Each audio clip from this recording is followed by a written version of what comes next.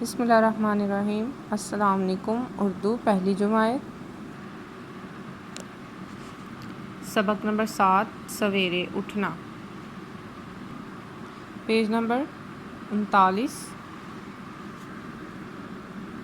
आज हम इसकी पढ़ाई करेंगे। बयां कीजिए, क्या हरी घास का बिछोना है महमल का, गोया बिछा।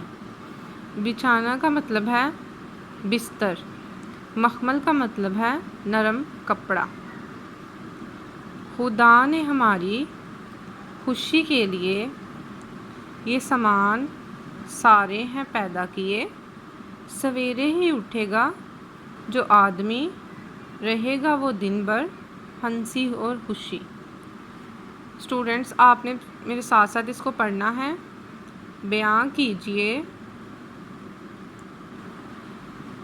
क्या हरी घास का बिछोना है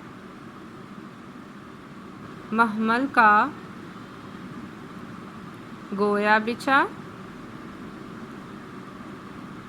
खुदा ने हमारी खुशी के लिए ये सामान सारे हैं पैदा किए, सवेरे ही उठेगा जो आदमी, रहेगा वो दिन भर हंसी और खुशी। बयां कीजिए, क्या हरी घास का बिछोना है मखमल का, गोया बिछा।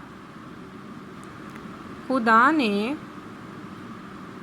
हमारी खुशी के लिए ये सामान सारे हैं पैदा किए, सवेरे ही उठेगा